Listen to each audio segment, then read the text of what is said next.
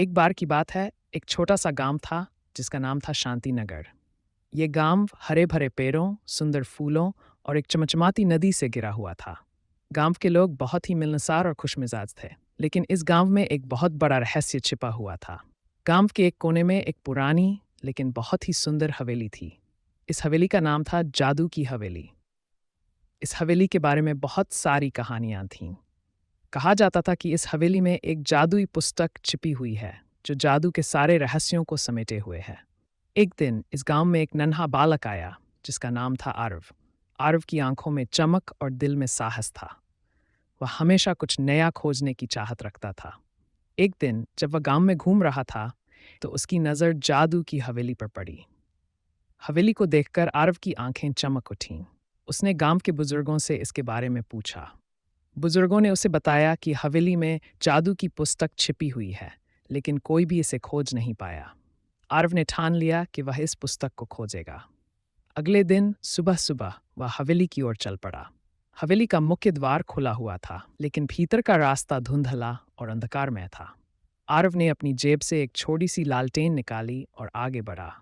हवेली के अंदर घुसते ही उसे दीवारों पर जादुई चित्र और रहस्यमय संकेत दिखाई दिए। चलते चलते आरव एक बड़े हॉल में पहुंचा। हॉल के बीचों बीच एक विशाल पुस्तकालय था। पुस्तकालय में सैकड़ों पुस्तकें थीं, लेकिन उन सब में से एक पुस्तक सबसे अलग थी। यह पुस्तक सोने की जिल्द में बंधी हुई थी और उस पर चमकदार रत्न जड़े हुए थे। आरव ने धीरे से उस पुस्तक को उठाया और खोलकर देखा। पुस्तक के पहले पृष्ठ पर लिखा था, जो इस पुस्तक को पढ़ेगा वह सच्चे जादू का मालिक बनेगा। आरव ने पुस्तक को ध्यान से पढ़ना शुरू किया। जैसे जैसे वह पढ़ता गया, उसे जादू के कई रहस्य समझ में आने लगे। उसने सीखा कि कैसे एक साधारण छड़ी को जादुई छड़ी बनाया जा सकता है, कैसे पेड़ पौधों से दवाइयाँ बनाई जा सकती हैं और कैसे मुश्किल परिस्थितियों में जादू का इस्तेमाल किया जा सकता है। लेकिन सबसे महत्वपूर्ण बात पुस्तक में लिखा था कि जादू का सही इस्तेमाल तभी होता है जब उसे दूसरों की भलाई के लिए किया जाए। आरव ने यह बात अच्छी तरह से समझ ली। एक दिन गांव में एक बड़ी समस्या आ गई। नदी का पानी सूखने लगा और गांव में पानी की भारी कमी हो गई। लोग बहुत परेशान थे और उन्हें कोई रास्ता नहीं सूझ रहा था। आरव ने सोचा कि यही सही समय है जब वह अपनी जादू की शक्ति का इस्तेमाल कर सकता है। आरव ने अपनी जादू की छड़ी निकाली और पुस्तक में लिखे जादू का प्रयोग किया। उसने मंत्र पढ़ा और अपनी छड़ी को नदी की ओर उठाया। अचानक नदी का सूखा हुआ हिस्सा फिर से भरने लगा। गांव के लोग खुशी से झूम उठे और आरव का धन्यवाद किया। अब गांव के लोग आरव को बहुत मानते थे और उसे जादू का नायक कहते थे। आरव ने अपने जादू का इस्तेमाल सिर्फ गांव की भलाई के लिए किया और धीरे धीरे गांव में खुशहाली लौट आई।